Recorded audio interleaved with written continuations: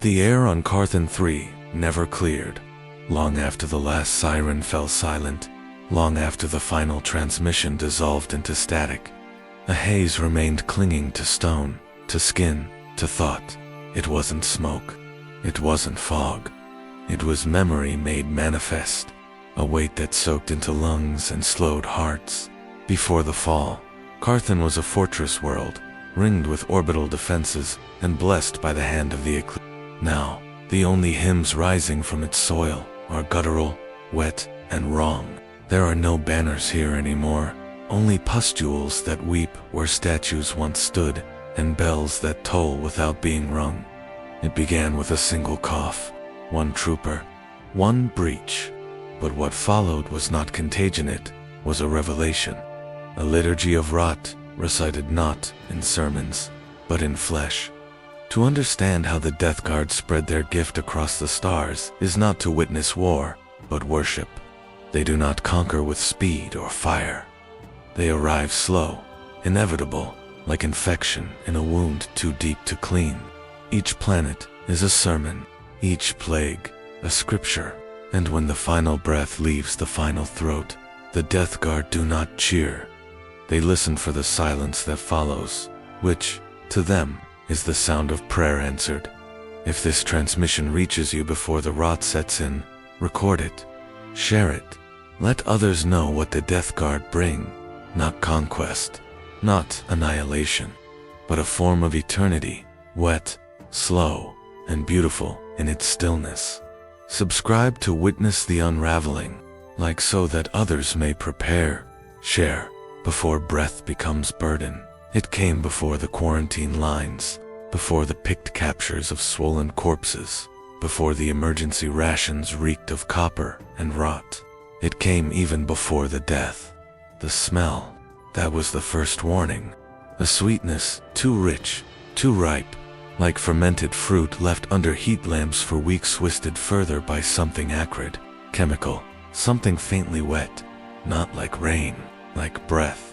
The sort of breath you only smell when leaning over a mouth that should no longer be exhaling. Carthan III was a fortress world, proud and grim, built upon volcanic plateaus and surrounded by sulfur plains that hissed with pressure. It already smelled bad, but this was different. It slipped into barracks before boots touched soil. It drifted into mess halls and stained the ration packs. Machine oil couldn't hide it. Incense couldn't drown it. The auspex read nothing. The air purity runes all pulsed green, and yet the smell lingered. Corporal Marin, a line guard with 13 years on 3 fronts, woke from dreamless sleep to find the scent woven into his bedding. His flamer squad hadn't deployed in days, but his gear reeked like someone had stored spoiled meat inside the fuel tanks. When he cracked his canteen, the water was clear, sterilized, but carried a faint aftertaste like sugar burned too long. Outside, the wind patterns had changed. The upper atmospherics no longer swirled as predicted. Servitors assigned to forecast modeling began reporting variance drifts they couldn't explain before vanishing entirely. Their crawler units were found days later, overturned in the northern gulch. No signs of battle, no footprints. Just drag marks, and that smell stronger there, more invasive, as if the soil had exhaled it. Local fauna began to disappear. First the winged scavengers, then the feral hounds. The shrike bats stopped nesting in the cliff hull. Hunters swore they heard them screaming in midday light, throwing themselves against rocks until their skulls burst open like fruit under hammer.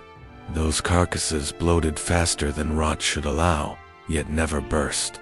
They just pulsed. By the third day, infants across multiple sectors began wailing in synchronized patterns, their lungs filled with something unseen, some pressure, as if the air itself had thickened. Medicae squads diagnosed stress responses, but could find no source. No fever, no fluid, no disease. They pumped stabilizers, and still the babies wailed, even when sedated, even in sleep. And the veterans, those who had fought on Vrax, Icar 4, Mordian, began muttering, not about fear, but about memory.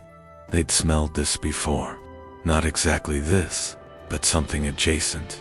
Something from siege trenches and infested corridors and cathedrals whose walls wept blood. One Munitorum clerk, never once deployed, gouged his own tongue out after whispering that he could taste it behind every word he read. They said he smiled as he bled. When the priests lit the morning rites on day 4, the incense didn't rise. It hung low, swirling in place, as though the air had grown too heavy to carry prayer. The flame of the Emperor's candles turned green at the core. Acolytes reported visions. Some saw fields of rusted flowers. Others, the faces of loved ones rotting open. One acolyte threw himself into the censer pit. When they pulled his body free, his skin had blistered in script none could translate. And still, no ships in orbit. No landing signs. Just the smell. Stronger now. The kind of scent that clings to the back of the sinuses. The kind you smell again hours later when no source remains. Magot's exemplar, Erix, declared the atmosphere corrupted not in composition, but in logic. The numbers no longer obeyed math. Wind moved against heat, gradients. Pressure rose without density. The flora began to rot while still rooted. Trees bled sap that shimmered like oil slicks. Moss turned black, then red, then moved. When the governor's guard attempted a purge of the western groves, their flame units hissed but would not ignite. One guardsman swore he saw his mother's face in the fire nozzle, whispering. Then the dreams began. Sector-wide, uncoordinated, uncommanded, from hive workers to arbites. Everyone began to experience similar fragments. A field of boils pulsing in rhythm. A man with no face feeding a planet to a fly. A bell tolling underwater. Not everyone remembered their dreams, but they all woke up afraid of something they couldn't name. The smell was everywhere now, embedded in cloth, gear, and hair. It altered taste. It dulled sound. A commissar reportedly shot himself after locking himself in a decontamination vault for 42 hours. His final transmission was garbled, but contained one repeated phrase, "I can't tell if I'm breathing anymore." By the time the fleet arrived, fixed shapes in the upper stratosphere, more shadow than metal lit, no longer mattered. The people were already sick, not with a virus, not with a parasite, with expectancy, the kind of sickness that comes not from exposure, but from inevitability. The first spore pods didn't land with thunder. They sank into the fog, barely disturbing the air. They released no demons, no screams, only a deeper shade of silence, and a new smell sharper, like copper and bile. The old sweetness faded then. Its job was done. Now, the real worship could begin. The outpost at Darnex Ridge was textbook in its fortification. Trenches dug to regulation depth, sandcrete walls reinforced with plasteel lattice, and placed turrets humming at optimal charge. Nothing fancy, just efficient, ugly, solid. The kind of place designed not to win wars, but to delay loss. The kind of place the Astra Militarum excelled at dying in. Sergeant Elton of the 14th Ventrilian Dragoons stood at the northern bastion, his boots buried ankle-deep in dust that hadn't moved in a week. He watched the horizon with a glassy stare, one hand resting on the butt of his las rifle, the other twitching against a stress tick he'd buried years ago. The scent still hung heavy, sweeter now, and somehow thicker, the kind of smell that stuck in the throat and refused to be coughed out. They were on alert. Command Vox had relayed the anomaly atmospheric disruption. Comes interference, ground-level viral trace elements of unknown strain. Threat assessment, medium. Standing orders, hold position, monitor conditions. Engage hostiles upon visual confirmation. Standard, boring, familiar, but nothing was standard anymore. The first gun to fail was a basilisk. Freshly reoiled, crew drilled to perfection. The round loaded, coordinates confirmed. The target was a dense tree line, suspected of masking enemy movement. The order came through. Fire. Nothing. No recoil. No discharge. No misfire. The machine simply didn't know error code. No jam, just silence. The breech wasn't locked. The ammo sat inert. Crew Chief Halvis slapped the igniter again, cursed, reset the servo primers manually. Still nothing. They pulled the shell out but the moment it touched the earth, it hissed. Not smoke, steam, and the casing pulsed once before collapsing in on itself, like wet paper. The team watched it melt without heat. Then the heavy bolters followed, gun emplacements that had once stitched. Orc charge lines into mulch began to choke mid-cycle. Gears slipped, shells jammed, rounds ignited inside the feed instead of at the barrel. One operator's face was torn open by shrapnel not from enemy fire, but from his own weapon biting back. Las guns began to heat in idle mode. Metal softened, warped. Some melted outright. Others emitted thin, keening noises, high-pitched, almost ultrasonic. Troopers wrapped them in cloth, as if trying to muffle a crying child. Still no enemies. Still no movement beyond the fog. Just malfunction. Commissar Brennick ordered inspection squads to sweep the weapons lockers. Reports came back wrong. Plasma cells stored in thermal stabilizers now showed internal condensation. Meltacharges sweated blood-red fluid from their seals. Shot rounds deformed in their crates, as if crushed from inside. Tech Priest Lirin 99 performed rites of recalibration on the main sentry array, whispering binaric prayers through her Vox grill. She finished the rite, stood in perfect stillness, then began removing her own augments, one by one, quietly. She spoke only once before she collapsed. It has asked for silence. Her voice was not hers by then. The command Vox array pulsed red across every console. Not jammed functional, but every transmission emerged backward. Timer of orders played in mirror speech, syllables dissolving.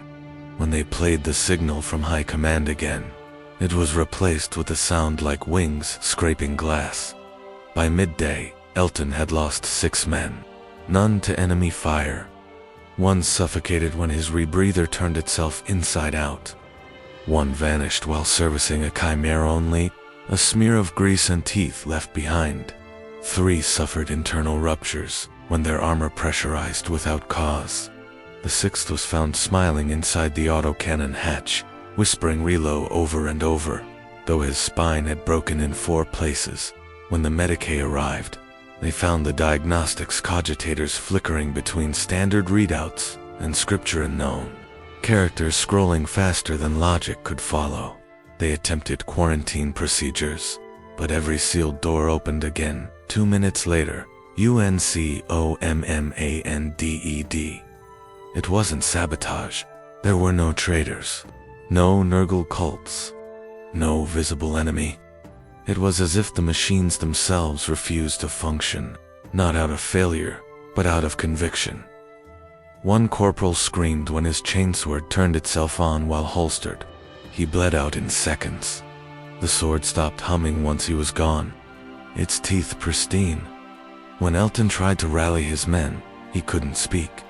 His Vox grill emitted nothing. His throat worked, but his words came out as static. So he used his hands, signing drill commands like he was back on parade.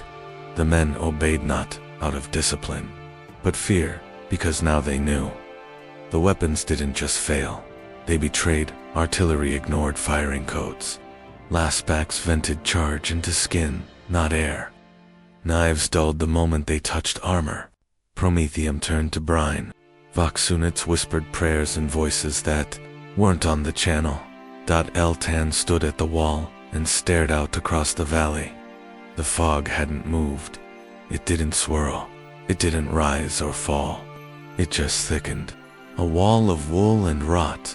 He thought of home, not the idea, but the smell of it. Boot wax, rain on Ferrocrete, the sour sweetness of Cadian brandy. He couldn't remember the taste. Behind him, someone screamed, a short scream, then another. The bolter line detonated inward. 2 gunners fell backward, helmets steaming. No enemies, no demons, no plague, zombies, or gas clouds, or traitor marines. Just silence, just failure, just the sound of a gun that wouldn't fire, echoing louder than any shot ever could. It started with the tea in the sublevel habs of Quadrant Varnak, where steam recycling cisterns fed daily rations to over 6,000 workers. The morning brew refused to boil. Techoclite CERN had calibrated the pressure rings himself, triple-checked thermal differentials, verified entropy coefficients against the standard Mechanicus liturgy. Yet the water remained still, heated, yes, hot enough to burn skin, but it didn't roll. No bubbles, no motion, just heat without change, like something waiting for permission to alter. He reported the anomaly through proper channels. No urgency attached. Minor glitch. Possibly environmental shift from solar flare interference. Possible cause: tectonic deviation, volcanic microactivity, or atmospheric drift. Typical excuses for unquantifiable failure. But CERN wasn't the only one. At the edge of the hydroponics wing, cultivators reported condensation behaving irregularly. Beads forming on the undersides of leaves where no vapor was present. Dripping not down, but sideways. One worker tried to film it. The pictricorder imploded, releasing a hiss that smelled faintly of bruised mint and antiseptic. He didn't bleed. He just stopped being able to see red. Ration pumps began misbehaving next. They didn't fail, just dispensed incorrect amounts. One unit filled every cup to the exact same level, regardless of request. Another refused to dispense anything unless the user touched the spigot with bare skin. The servitor assigned to maintain that line stood unmoving for 6 hours, repeating the phrase, "Sanctify me," in a voice not programmed for speech at all. By the 3rd cycle, the aquifers themselves began to shift. The water from sacred cistern LX22 turned cloudy, not with sediment, but with movement. No particulates detected. No contamination by known standards. Still, the Mechanicus performed rites of sterilization. They lowered sensor arrays and sanctified filtration limbs. But the readings came back null. Not zero, not empty, just nullus. If the water refused to respond to measurement, servitors sent into the lower purification vaults began to return late, or not at all. Those that returned came back changed. One had no arms but offered no sign of trauma. Its sleeves simply ended in sealed skin, smooth and poreless. Another bore a second face pressed into its back, frozen in the moment of a scream. No vox log could trace where the modification had occurred. Their memory reels had been wiped or overwritten with looped footage of flowing streams that didn't exist on Carthon. The purification priests convened. They consulted archived schematics, opened vaults untouched in centuries, activated backup filtration subroutines, but the backups no longer recognized the primary systems. Each machine spoke a dialect of code that had drifted beyond compatibility, as if evolution had occurred not across decades, but across hours. It wasn't sabotage. There were no breaches, no tampering. The mechanisms remained sealed, the sanctified controls intact. But the logic had shifted. One cogitator insisted its function was now dream analysis. Another reported successful containment of emotional resonance. When queried further, it shut down. In the surface-level cantinas, the workers noticed changes too. Soup grew thicker overnight, forming skin even while cold. Steam from dishwater curled in shapes not random, but purposeful, forming runes no one could read, though some claimed they understood them anyway. One man wrote them down on the walls of his hab unit, using only his fingernails. When the enforcers found him, he was muttering something about veins in the pipes. The children refused to bathe, not in protest. In terror, they screamed at the sound of running taps. Not just screamed convulsed. Medicae scans showed no neurotoxins, no psychic intrusion, no stimuli that should account for it. But when they were sedated and placed into dry isolation, they calmed, until the overhead mist suppressor activated. Then their eyes rolled back, and their mouths filled with foam. Some cried before the water flowed, claiming they could feel it breathing through the pipes. Adeptus Mechanicus personnel began burning their own water supply. They loaded sacred tanks into combustion chambers and vaporized thousands of gallons. The steam turned gray. One observer reported, the vapor cast no shadow. Another swore it moved away from the flames, curling back as if alive. The tanks emptied. The contamination remained. It wasn't poisoning. People still drank, still washed, still lived, but different. The sergeant in the lower barracks started weeping each time he passed a fountain, not out of grief. He didn't feel anything, but the tears came anyway, clear, odorless, endless, even in sleep. When they collected a sample, it had identical chemical composition to cistern water. He hadn't drunk from the fountains in weeks. Adeptus Arbites began purging stockpiles, liquid rations, cleaning fluid, sanctified oils.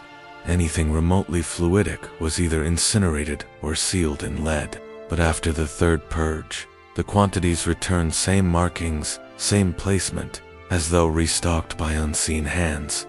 Inspection crews began refusing their assignments. Some claimed the water watched them down in Cistern Vault 5 Gamma. 3 tech adepts initiated full system shutdown. The override command was accepted. The seals engaged, but the aquifer levels didn't drop. Instead, they rose. By morning, the chamber was full again.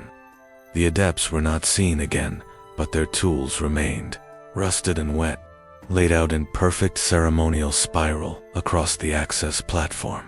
By the end of the 6th cycle, whispers circulated through the Mechanicus ranks. Not heresy, not treason, just caution, speculation, one acolyte suggested, in hushed binaric, that perhaps the water was adapting, learning, that perhaps it had found a more efficient path to sanctification than boiling. Another argued it was not water at all. Anymore, the Archmagos of Varnock declared the theory unsupported. Punishment, retinal searing and reassignment. But privately, he disconnected his own filtration unit and sealed his circulatory catheter with lead wiring. He died 40 minutes later of fluidic embolism. When they drained his blood, it hissed, then boiled, and still, the aquifers pulsed, and still, the water refused to boil. The Basilica of St. Valthor, the Bound, stood as the spiritual core of Carthan's equatorial stretch, a jagged monument of basalt and prayer steel. Its spires twisted, not from artistic flair, but as a deliberate echo of the saint's final agony, chained and burning in orbit, while refusing to recant. Every brick was laid to honor his screams. Every window cast not light, but shadow shaped by martyrdom. Faith on Carthan was not joy. It was labor. It was endurance. It was survival by obedience within its halls.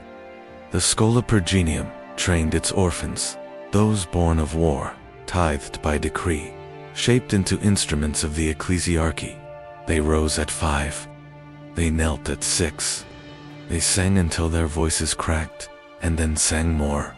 Every note was catalogued, every breath measured. The choir of Carthan was precise, unyielding, not for beauty, for order. But by the 8th cycle of the plague, something changed. It began with silence, not a mistake, not a lapse. During the evening, Vespers, 30 children stood in perfect alignment, as always, their bodies rigid in reverence. But no sound emerged. Their mouths parted, their lungs expanded, but no notes left their throats. Voxcasters embedded in the transept's acoustic panels registered full amplitude sound had occurred, but not from them. From around them, it was as though the hymn echoed from an empty room, refracted through walls that had learned the song and now sang it back. Canoness Elidra halted the service. Her orders were immediate: isolation, fasting, confession. No error in faith could be permitted to bloom unchecked. She suspected nothing heretical, only flawed technique. Perhaps unvoiced pride, perhaps laziness. It did not matter. Correction was required. But the next morning, the children hummed in their sleep. Not groaned, not murmured, hummed, unified. A single melody, soft, sustained, without pause. The same melody across 34 bunks, their mouths closed, their breathing uninterrupted, eyes opened, dry, unblinking. One acolyte approached to check vitals. Her hand trembled. The hum intensified, slightly. Her eardrum ruptured. Medicae removed the children from the dormitory. Enforced null sound conditions. Placed each child in separate vox-dampening cells. The humming continued, not through walls, through air, through bone. The guards began reporting headaches, then hallucinations, then recognition. They'd heard the melody before, not in liturgy, not in dream, in memory, except not their own. One spoke of seeing his brother's death on Bharata's prime, though he had no brother. Another wept, naming a woman she never met, swearing she could feel her arms. Each time the melody surfaced, it carried something with it. Not just sound, impression. The ecclesiarchy responded with ritual purge, blessed oils, reconsecration, flame. It changed nothing.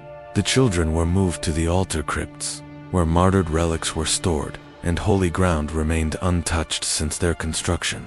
They continued humming, still without voice, still without breath. And then they began to change. Not visibly, not anatomically, but perceptually. The canonists could not recall their names. Anymore, the scribes could not find their intake. Records. The Medicae couldn't remember how many there were supposed to. B.30-4 entered the basilica that day. But by week's end, there were then 41, then 50. Always children, always humming. No newcomers seen arriving, no count stable. The picture quarters looped. When reviewed, they showed the same children turning, again and again, but each time, a new face among them. The hymn shifted. It no longer followed any known key. It broke tempo, but the breaks formed structure. The gaps bled into rhythm. It was not music by human standards. It was a kind of waveform that sang around hearing. Deaf servitors collapsed. One even exploded. Auditory implants overloading and detonating inside its skull. Linguists brought in to transcribe the melody failed, not due to complexity, due to effect. One cut his tongue out with stylus fragments. Another began to write in looping spirals that wound across his own skin, carving with fingernails until bone showed canona salidra, ordered extermination, flame, steel, prayer. But no door to the crypts would open, not jammed, not sealed. They refused. The children remained, humming. The hymn began infecting other sounds. Bells rang off-key. Vox amplifiers reversed polarity and played the melody backward, which only deepened its intensity. The pipe organ cracked itself in half-mid. Dust in unused hymnals began to collect in spirals. And then the basilica itself began to hum, not through echo, not through vibration, through structure. Stone moaned in rhythm. Glass refracted light in flickers that matched the unheard beat. One acolyte stepped into a shaft of filtered color and disappeared, not dematerialized, gone. Her name erased from all records. Her bunk reassigned without command. In desperation, Elidra led a final procession. Full regalia, saints' relics, chains of penance. She entered the basilica alone, blade drawn, censer burning. She emerged an hour later, eyes white, voice gone. She knelt at the plaza steps and held out her bloodied hands, whispering without sound. Acolytes approached.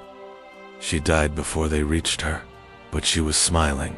Inside the basilica, the hymn reached its climax, a note that could not be measured, not high, not low, just final, then silence. The children were gone. The stone returned to stillness, but the walls remained warm, and if one stood close enough to the reliquary, close enough to feel the mortar, one could still hear something soft, low, not a melody, a breath, the kind drawn before singing begins. It did not arrive with thunder or scream across Fox. No meteor strike heralded its coming. No seismic tremor preceded its bloom. It came in silence, as all sacred things do, drifting low across the ravines, rising like smoke through the heat vents, curling in coils beneath sealed doors and around prayer stones. The fog, pale, not white, not gray, somewhere between color and concept. It moved with intelligence, but no will. It obeyed no winds and ignored terrain, a mist that denied physics, not through force, but through suggestion. At first it was dismissed. Atmospheric condensation, perhaps a byproduct of the altered aquifers. But then it came into the domes, into the lungs of the living, not as poison, not as acid, but as memory. People began to remember, not their own lives, not distant childhoods or suppressed trauma, but things that could not be, things that never were. Guardsman Rello awoke in his bunk, gasping, weeping for a battle he had never fought, a jungle world, twin suns, hive creatures with glass teeth. He remembered every wound, every command, every name of every soldier in his unit. None of it existed. The world, the war, the regiment fabrications. Yet he could feel the scar from a lost burn on his thigh. He could taste the ashes of the camp. He wasn't alone in the midhabs. A cook began reciting the funeral rites of a xeno species no one could identify, word for word. Weeping. Her dialect didn't match any spoken language, yet every listener understood it. They wept too, though they could not say why. An Arbeits judge stood in the precinct plaza and addressed an invisible crowd for 12 minutes, delivering a decree of judgment upon a heretical emperor whose body had never been found. His armor glowed gold in the recollection. His voice was sorrow. And when the judge finished, he stepped off the ledge with his arms wide and was dead before his body struck the stone. Children drew maps of planets without names. A beggar drew a cathedral that had never been constructed. No mortar, no stone, only emotion and ritual in shape. A data adept began correcting historical archives, inserting references to events no one remembered, that no record had ever shown. But the entries fit. Dates aligned. Cross-references validated. It was as if the fog wrote memory backward through time. No mutation. No cries of rot. Just knowledge.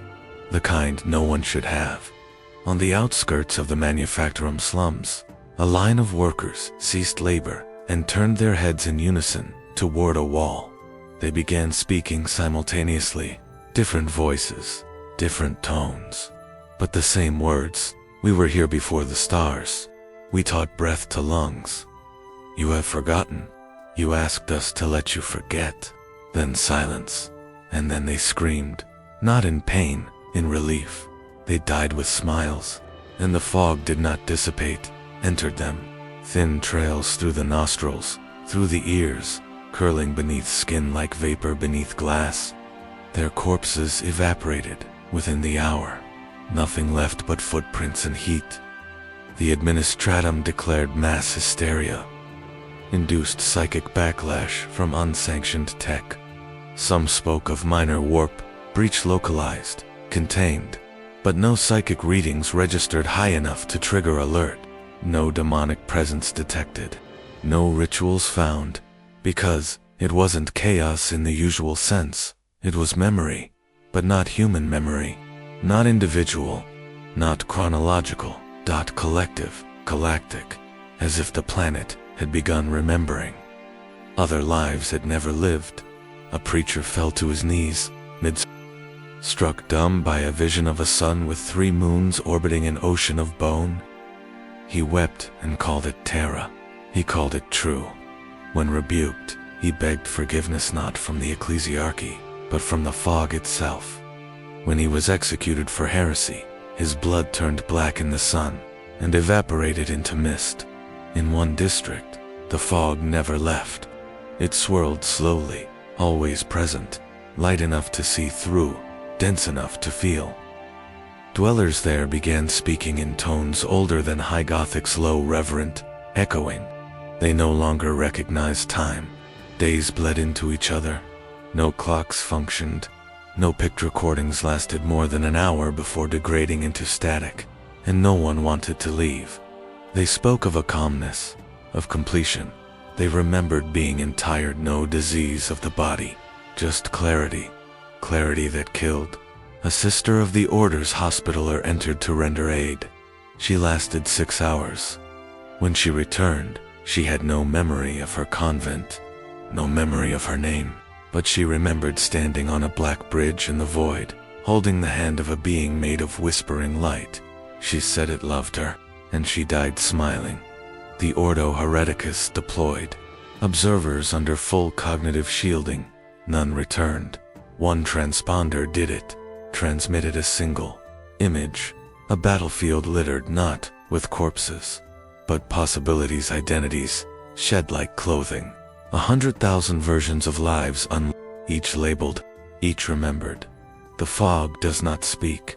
It does not scream. It reminds. It does not wound the body. It revises the soul. And by the 10th cycle, people had stopped fearing it. They began to seek it, not as salvation, not even as faith, but as home.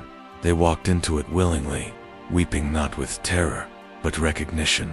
Sergeant Varn had fought on 7 worlds before Carthan 3. He wore his scars like campaign medals, etched across weathered flesh beneath flak armor that smelled of promethium and dried blood. He never blinked during artillery strikes, never flinched when comrades were reduced to pulp beside him. Orders were his sacraments. Formation was his faith. And when the rot began, he stood at his post. It started beneath the skin, just a tightness in the joints.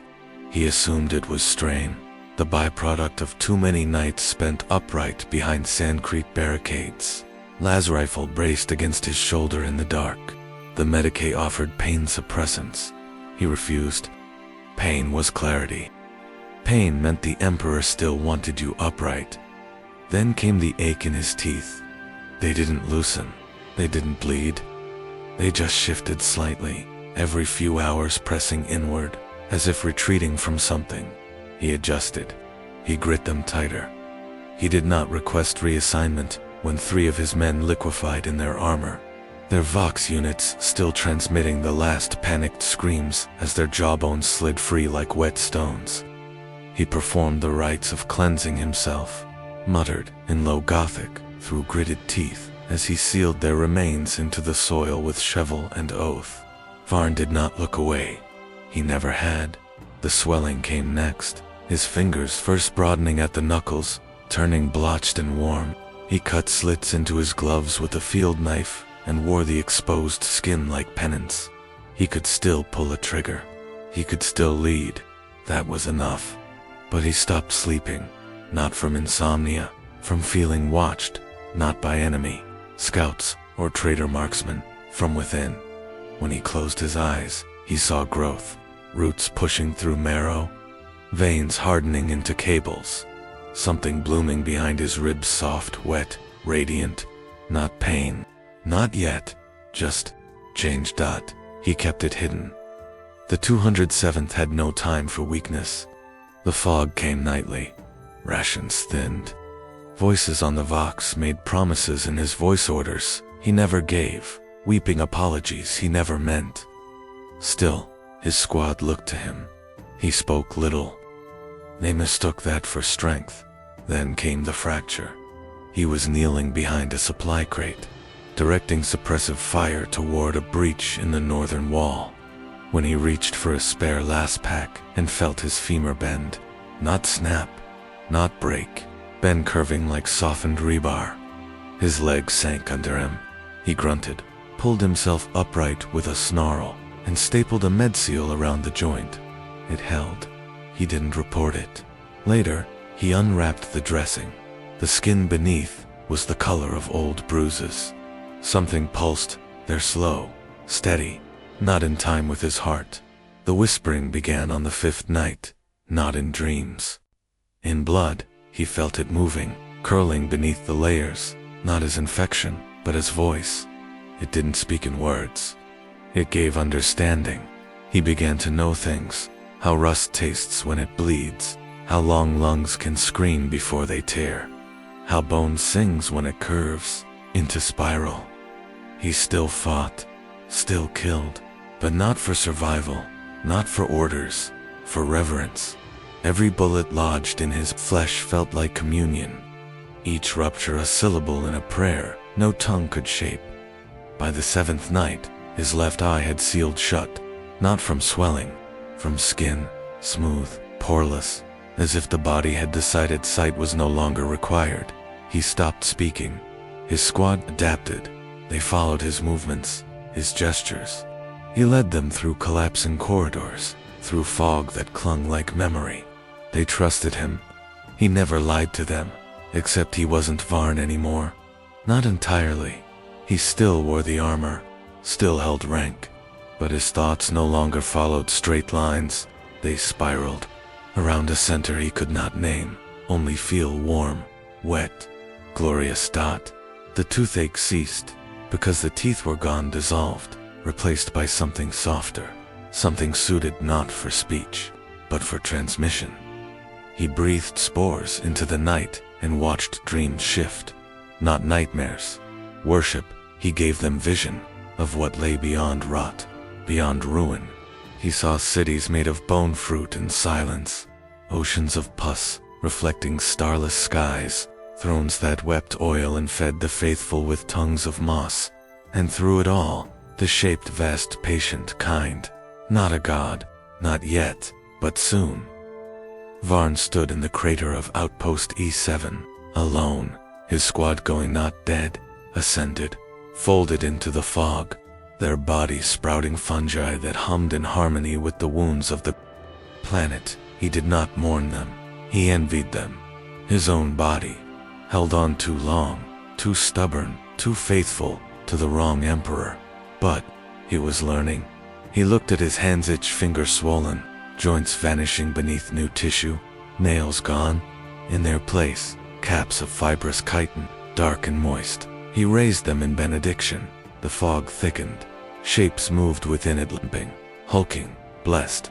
He did not run. He opened his arms, and they embraced him. No screaming, no pain, only a sigh, the kind a man gives when sleep finally takes him after decades of war. He did not die, he agreed, and somewhere inside him, something opened its eye. The trench lines that crisscrossed Carthan's northern defense grid had been dug by the first wave of regiments nearly 2 months prior. Now they were half swallowed by the earth. Walls, once straight and reinforced with ceramite bracing, had slumped inward under the weight of moisture and time. Plasteel walkways had buckled, drainage grates clogged. The trenches had not been abandoned, but they had been left behind in the way that soldiers forget. Names during retreat, not by choice, but necessity. And yet something remained. It began with a bloom, small, pale, perfectly round. The first one was found nestled in the rib cage of a fallen trooper, his body long decayed, armor fusing to bone, identifiers erased by rot. The mushroom pulsed slightly when touched, releasing a thin breath of gray dust that smelled not of death, but of sweetness. Not unlike cinnamon, but heavier, more intimate. Tech acolytes dispatched to extract samples returned confused. There was no chlorophyll, no genetic markers from any known fungal strain cataloged across 100,000 worlds. It was not carbon-based, but it grew. It did not photosynthesize, yet it flourished. It wasn't even entirely physical under Alspec's scan. It registered both mass and absence. Something about it twisted logic at the edge of analysis. They burned the first cluster by dawn. It had REGROWN.N now. There were 3 more. not scattered, arranged in an arc. Around the burned patch like mourners, field teams attempted sterilization. Fire, acid, blessed promethium, each time. The mushrooms returned, then they spread, not upward, down, corpses. Buried in haste beneath collapsed tunnels began to rise, not in the grotesque marionette fashion of the plague dead, but as gardens. From open mouths bloomed stalks of iridescent fungus, wide and flat like the tongues of angels, slick with dew that reeked of honey and rust. Ribs sprouted vines. Eyeless skulls bore crowns of spore blossoms that opened and closed in rhythm with no wind. The soldiers, still holding the line, refused to go near the overgrown sectors. They spoke of dreams of crawling vines beneath their skin, of roots wrapping around their lungs. Some insisted they could hear the fungi whispering, not words, just invitation. A junior commissar, tasked with enforcing trench integrity, shot himself after wandering too close to a bloom. The words he carved into the trench wall before pulling the trigger were smeared, but partially legible. It's not rot. It's memory taking root. The phrase circulated among the survivors like rumor, then like prophecy. Those who had been stationed longest near the blooms began changing, not sick, not visibly corrupted, just detached. They stopped shaving. They stopped praying. They stopped cleaning their weapons, but they smiled. They stood in silence for long periods, heads tilted slightly, as if listening to music just beyond hearing. Some tried to feed the garden. They lowered rations into the bloom pits. They whispered apologies as they laid dead comrades into the soil, not in fear, but reverence. And the garden grew faster. Where the trenches had once been thick with mud and cordite and bone fragments, now came green. Not the green of chlorophyll, a duller shade, a softer one, a green that whispered of acceptance. Roots pushed through plasteel like it was parchment. Moss bloomed across helmets. No cells found. Buried began to throb faintly. Their charge slowly replaced with something warm and yellowed, like the thrum of a heartbeat remembered through generations. Adeptus Mechanicus reconnaissance teams ceased reporting. The last footage retrieved from their servoskulls showed a canopy of pale tendrils hanging over the trenches, like cathedral chandeliers.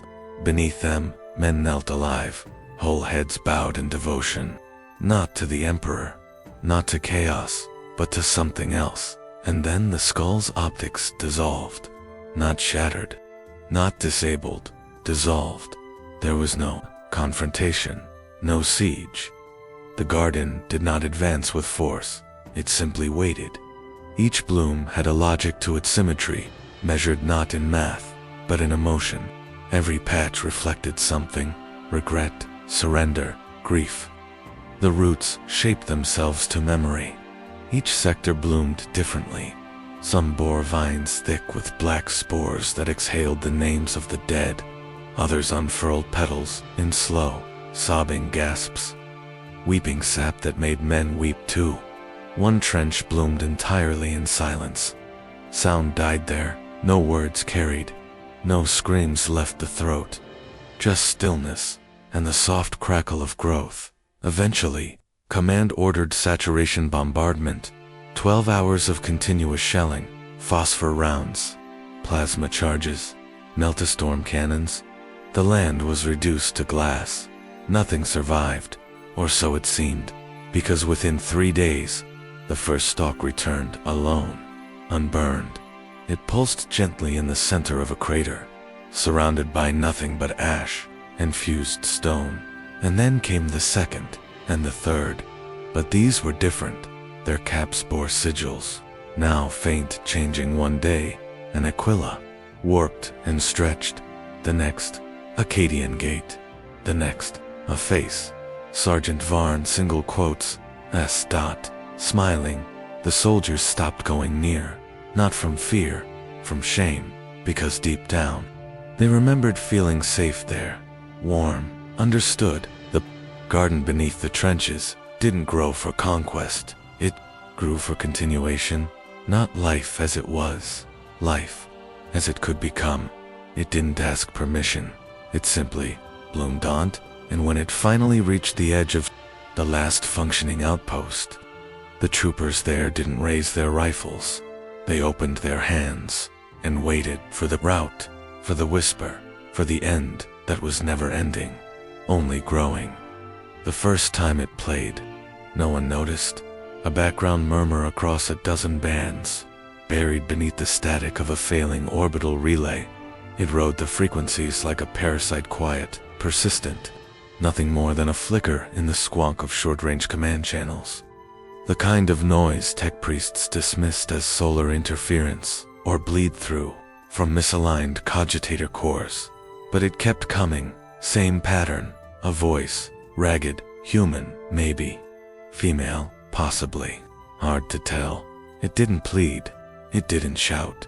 It spoke soft, like a bedtime story whispered too close to the ear. "Welcome to the light," it said, then a pause. A long one, 13 seconds. Then screaming. Not one voice. A chorus. In agony or ecstasy, impossible to tell. Then laughter, childlike, hollow, then silence. Then it began again. Every cycle exactly 13 seconds. Across all channels, even dead ones, even those sealed by encryption, older than the sector's founding. Charter Adeptus Mechanicus, Vox Screens, reported systemic breach. Not by code, not by signal degradation, but by recognition. The Vox units knew the message. Even those disconnected from power. Runes flickered. Antennae shuddered. One unit spun slowly in circles, mimicking orbit. The message couldn't be traced. No source, no origin. It wasn't being sent, it was dotted first. The guardsmen ignored it. Another anomaly. Another layer of madness. They cut volume, masked the frequency with him, played white noise to drown it. But the words returned not through speakers, through walls. Soldered bulkheads began to hum, not the exact cadence of the transmission. Runes etched themselves into the rust, coiling like insects frozen mid-motion. A scribe began transcribing them, in blood. He didn't cut himself. His fingers simply bled. Some claimed they heard the voice in water, in the bubbling of ration broth, in the whine of malfunctioning. Laspak's one trooper insisted the voice was speaking directly to him. He was deaf. The Vox Adepts tried to purge the system. They performed the rite of harmonic severance, smashed relays, burned script, sacrificed data CRVITORS. The voice kept playing. One acolyte claimed they had silenced it. They hadn't. They had just forgotten it. For 12 hours, no one heard the message. Then the laughter returned, twice as loud. This time, no devices were active. It came from the sky, an atmospheric ripple, too low to register on auspex, but strong enough to kill birds in flight. Their bodies hit the ferrocrete like hail. When the meat was examined, the bones inside were found rearranged, aligned into runes. The same runes. The children began repeating it next. Even those who had never heard a Vox-unit. Even infants. They mouthed the words in their sleep. Their lips moved in perfect rhythm, even when muzzled, even when dead. A commissar ordered the public destruction of all Vox equipment. Units were crushed, burned, atomized. Still, the sound returned, this time from dreams. One officer slashed his own throat after reporting that the voice had started asking questions, not in Gothic. In his mother's voice. She'd died 2 decades earlier. Another trooper claimed the transmission laughed at him for surviving the fall of Cadia. He'd never been to Cadia, but he began drawing its star charts from memory perfectly. The voice was no longer confined to devices.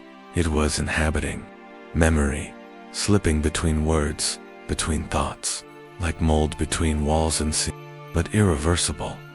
People tried silence, no Vox, no communication, no orders. Still the voice found them. In knocks on steel that formed its syllables. In the flicker of lumen strips, blinking out the message-encoded bursts. In the rhythm of footfalls, echoing across abandoned barracks, always forming 39 seconds of sound before falling quiet again. The Ordo Hereticus sent a kill team, 3 inquisitorial agents under sealed thought shields, their minds triple-warded, their blood ritually bound. None returned. Only one signal pulsed back from there. Beacon. 39 seconds. Same voice, same scream, same laughter, then a new word. Home. Then silence. When the fog rolled back from the lower sectors, the Vox towers had changed. They had grown. Decay Halvian did not fear blood. He had washed it from too many gurneys, packed too many torn organs back into broken men, whispered too many benedictions to the Emperor as breathing slowed beneath his hands. Fear had been burnt out of him on Vortex, where screaming children carried plague-riddled limbs and entire hives wept pus instead of water. He had seen everything flesh could become, until Carthon, until the rot learned how to look back. He was stationed at Outpost Gaius, deep in the quarantine ring, where trench crawlers and trench dwellers arrived on stretchers, missing limbs or names. The wounded came in silent, now no longer crying, no longer asking for mothers or saints. They stared upward, blank, as if already embalmed. It was during routine triage that Helvian saw the first layer. Private Skarn had taken shrapnel to the abdomen, nothing exotic, flesh torn, bone cracked, expected blood loss. Halvian leaned in, gloved hands steady, and began to clean the wound. But what stared back wasn't muscle, it was a face, faint, formed in twisted tissue, deep within the gut wall. Lips curled in a silent snarl, eyes open, weeping fluid that shimmered green beneath the lumen bulbs. No one else saw it. No Uspex picked it up, but Halvian did, and once seen, it couldn't be unseen. He blinked hard, shook it off. Exhaustion, trauma, fatigue. But the next patient revealed another vision. Not a FISA memory, trapped beneath layers of bruised skin, like pigment caught in glass. A desert world, moons hanging low, red sand crusted with the bones of flying things. Helvian had never been there, but he remembered the sting of wind in his throat. Within an hour, the bodies around him became transparent, not in light, but in truth. He saw the truths inside them. Not anatomy, not infection, something deeper. Regret rotting behind the liver, guilt curdling beneath the diaphragm. He touched a dying officer's hand and felt a childhood secret blister beneath the skin like a tumor. And then he began seeing them on himself. It started with itching. The skin along his ribs became tender. He assumed it was from heat, from armor chafing, from working too long without rest. But when he stripped his robe and looked in the mirror, there was an eye just beneath the skin closed. Yes, but there, a faint bulb lit it, waiting. He didn't scream. He stitched the robe back over it and scrubbed the mirror until his own reflection blurred. By the next day, there were 3, one behind the left ear, one on the shoulder, nestled between a scar and an old ink sigil from his training, one in the center of his chest, directly over his sternum. That one twitched. He began seeing diseases that didn't exist, patterns in the veins of survivors, shapes in the mucus left on torn bandages. The fevers carried songs. The bruises told stories. One infection whispered the full name of a governor executed for heresy 2 centuries ago. The name matched no record, but the Vox recorder playing in the background paused when it was spoken, as if listening. Halvian's diagnoses grew impossible. He declared a patient dead before any pulse dropped, declared another clean before any toxin could reach her heart. He was right, every time. But not because he understood, because he saw, and the eyes kept opening. He stopped looking in mirrors, stopped sleeping in quarters with reflective surfaces. He slept in darkness now, bandaged head to toe, muttering apologies to no one. The eyes beneath his skin did not blink, but they moved, and they remembered. He began speaking in languages no longer used, not tongues of chaos, not profane, just old voices from hospitals that had never existed, scripts from Medicaid cults, long lost to flame and war. When he spoke, the other Medicaid listened, not because they understood, because they felt the weight of truth in every word.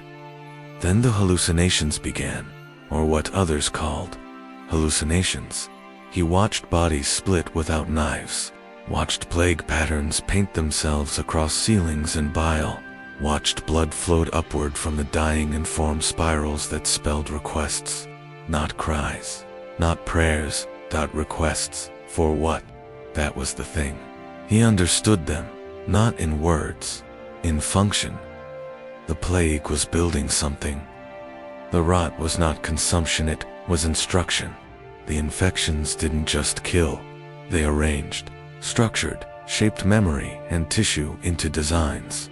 Helvian understood the designs. He stopped treating patients. He started guiding them. He marked their bodies with lines of antiseptic, cut open wounds to allow new organs room to breathe.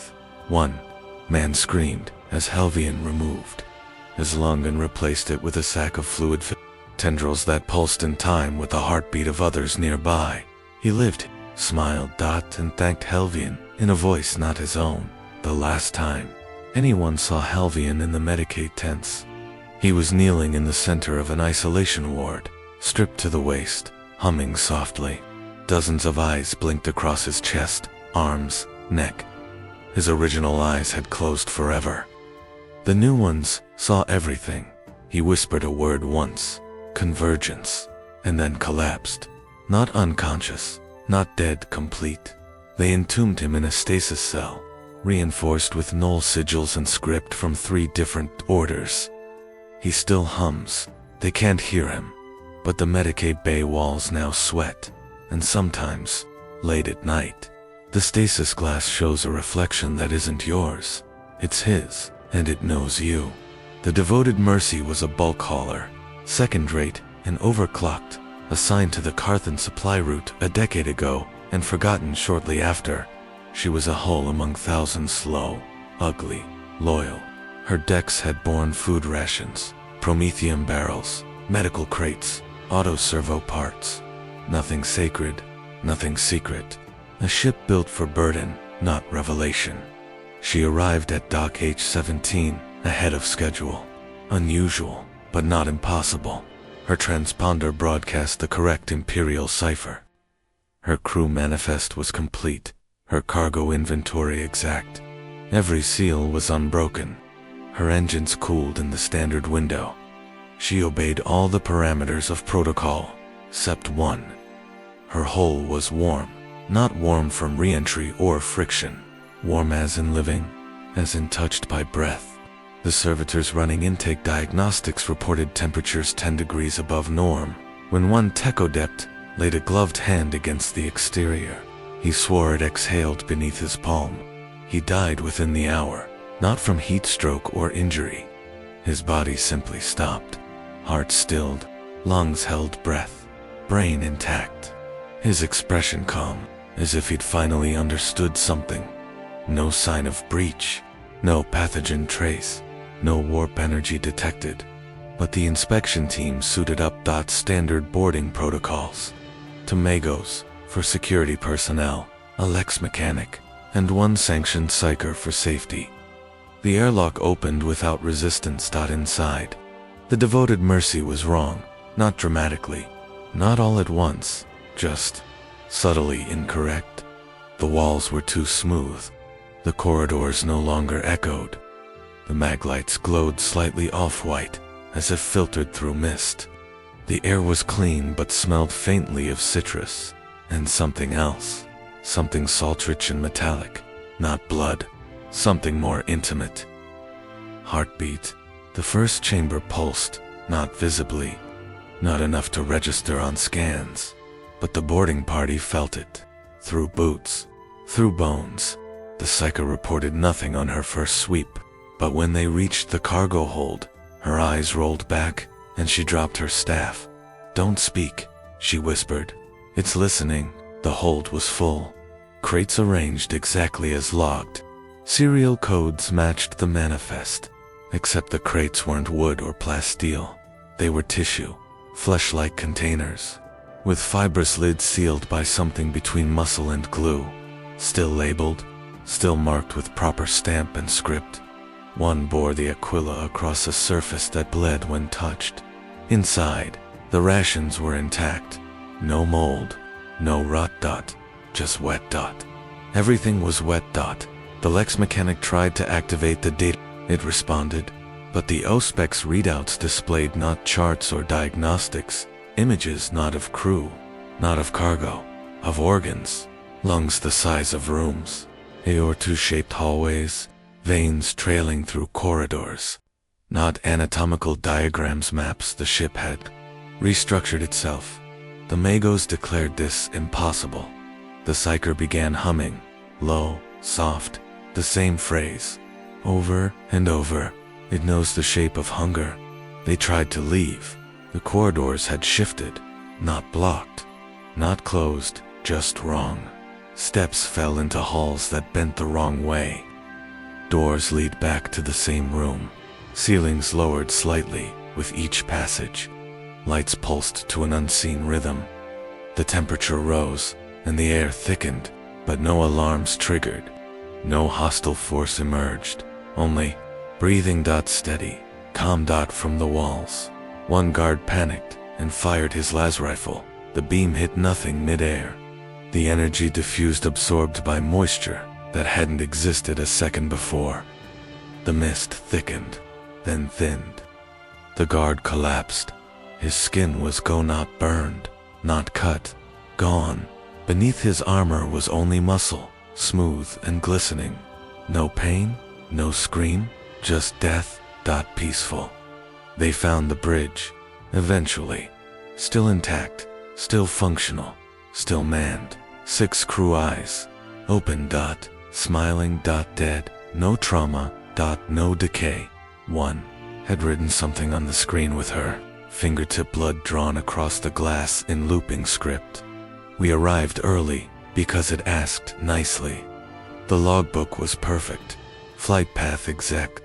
Fuel levels consistent. No deviation. No emergencies. No warp breach. Every checkpoint recorded. Every transmission standard. The last entry read. Initiating integration. All is calm. The Psyker touched the console. She sighed. Then screamed. She didn't stop. Not when restrained. Not when silenced. Not even when she stopped breathing. The scream continued. It echoed through the ship, through the devoted Mercy's walls, through every Vox unit within a kilometer. A scream not of terror, but fulfillment. The team fled. Only 3 made it out. One killed himself in the decon chamber, whispering, "I saw my lungs on the ceiling," before caving in his own skull against the wall. The remaining 2 were quarantined. The survivors stopped speaking.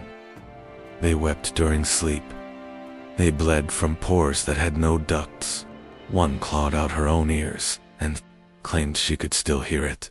The devoted Mercy remained. UNMOVING. Undamaged. Unopened. No. One boarded again, but her holes still pulsed. Her lights still HUMMED. And every day, on the same hour, she emitted one transmission. A single word. More. And somewhere deep in her hold, flesh waits. Not to attack. Not to infect, but to receive. Because the supply ship does not deliver goods anymore. She delivers invitation and breathes as if preparing for speech. Sister Tyaria of the Order of the Argent Shroud had always been the quiet one. She was not a preacher or a martyr, not a banner bearer or a martyrdom seeker. She served in the way water serves, steady, necessary, unremarkable. Her bolter had claimed her share of heretics, Her armor bore its share of dents. Yet among her sisters, she was known more for silence than fire. She carried her vows like a stone carries weight, without complaint, without display.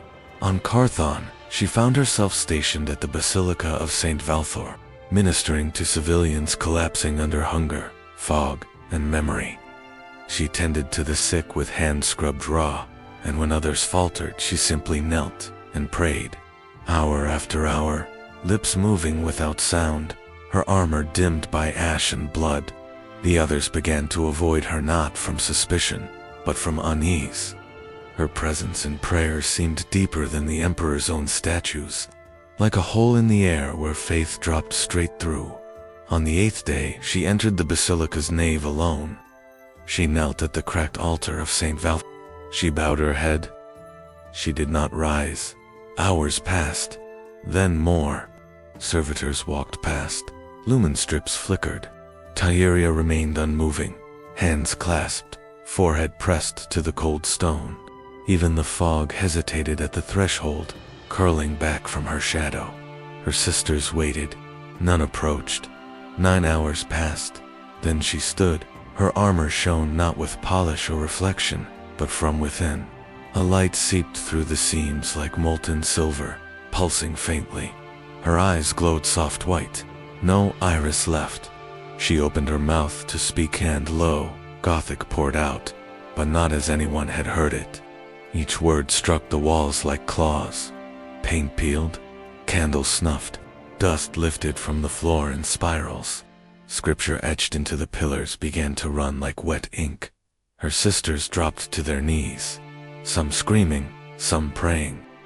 None understood the words. Yet every syllable felt known, as if whispered once in a cradle or at the edge of death. A Medicae in the rear row tried to cover his ears. Blood seeped between his fingers. He collapsed. His last breath formed a single word: mercy. Tyeria walked forward, still speaking. Her voice rose, but not in pitch and weight. Each phrase hung in the air like a slab of stone, reshaping the space. Choir benches cracked. The great reliquary doors buckled inward. The holy icons of the Emperor warped and softened, their edges curving into unfamiliar silhouettes. Her verses carried not blasphemy as defiance, but as revelation words not meant to be heard by human tympanum, but by something else listening through human mouths. Her sisters tried to restrain her. 2 approached, chains ready. They never touched her. Their arms bent backward at impossible angles, bones splintering without sound. They collapsed, smiling faintly even as they died, as if understanding something beautiful. At the last moment, Thaeria reached the pulpit. She laid her hands upon the lectern. The wood blackened beneath her touch. She kept speaking. Paint fell from frescoes in flakes like dead skin. Statues crumbled into heaps of dust. The great bell above the basilica tolled once without rope, without wind and split. Its sound carried across 3 sectors. Those who heard it awoke remembering lives they had never lived. And still she glowed. Not radiant, not holy, just alive in a way life shouldn't be. Her voice changed, then not in timbre, but in layering. More than one voice spoke through her now. Children's laughter, old men's weeping, war cries, lovers' sighs, all woven into the low Gothic verses like threads through cloth. The air grew heavy, thick enough to taste metallic, like ozone after lightning. Some fell to their knees, pressing faces to the floor, not to worship but to hide. Tyeria paused. She looked at her hands. For the first time, she smiled, her voice lowered to a whisper.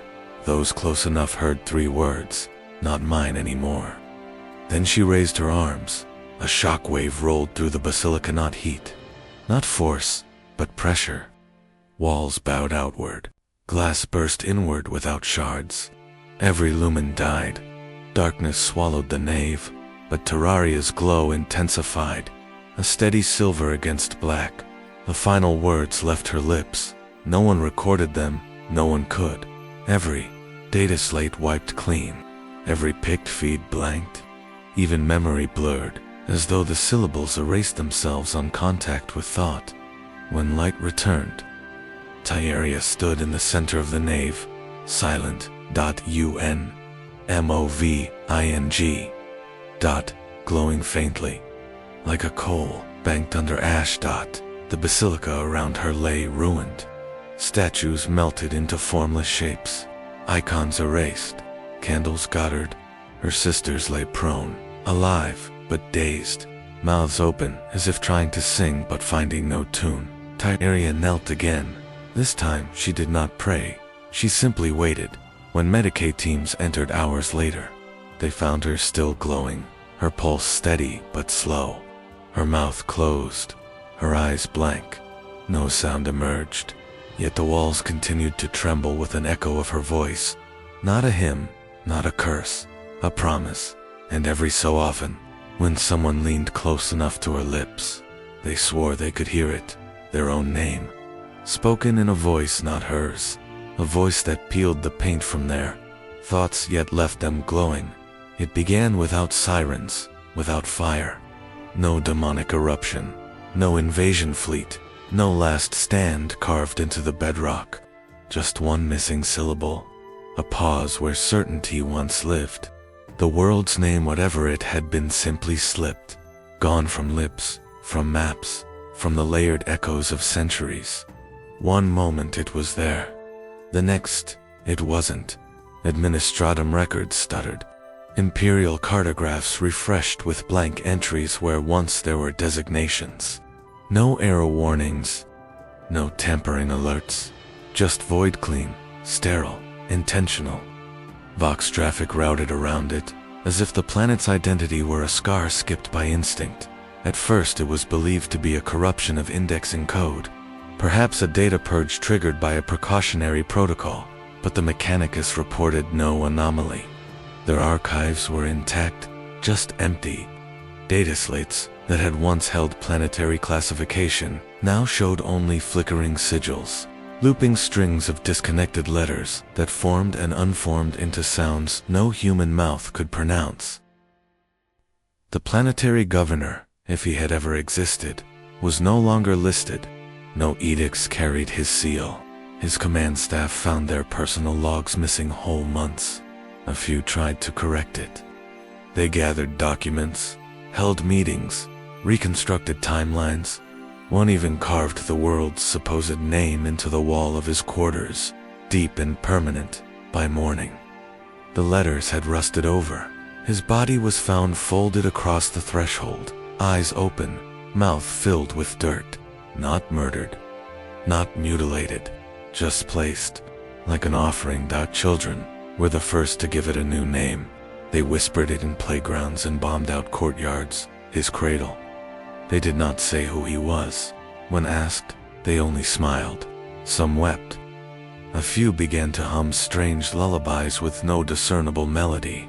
No lyrics, only a rhythm like breathing through soil. The ecclesiarchy sent priests to correct the heresy.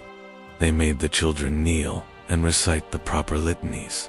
But within days, the priests themselves began slipping. Sermons stumbled. Passages were misread. The Lectitio Divinitatis appeared blurred only on this world, its words reorganized like dreams after fever. One preacher tore out his own tongue mid. He carved into the pulpit with the bone of a finger. He was never born, only remembered. Star charts around the planet distorted, not visually, but gravitationally. Satellites began to drift off course, pulled by something that shouldn't have mass. Astropaths found their dreams circling the system, unable to pass through, caught in orbits of thought they could not escape. One screamed for 9 hours, until his mind shut down entirely, still smiling. He had seen the planet not from above, but from before. It did not rotate like other worlds. Its axis bent slowly, as if rearranging itself toward something unsealed. Long-range scans showed no seismic activity, yet mountain ranges began to curve subtly inward. Rivers shifted direction against gravity. Great lakes dried and reappeared elsewhere. Entire settlements reported changes in the stars' constellations unfamiliar. Skies alien, as if the cosmos itself was redrawing a map long erased. Pilgrims arrived in secret, drawn by the dreams. Not summoned, not called, simply led. They walked 4 days from outposts, with no clear origin. They arrived starved, blistered, blind. They spoke in tongues. They kissed the dirt. When interrogated, they gave only one answer. We were always meant to return. The Ordo Hereticus issued a limited quarantine, not enforced, observed, because enforcement required definition in. No one could define what was being contained. The edict listed a coordinate, a star cluster, a spatial signature, but no name. The file's title field read simply, ++ awaiting revelation, ++ the soil began to shift in tone, not visibly, sensually. Those who walked barefoot described it as warmer, softer, like skin.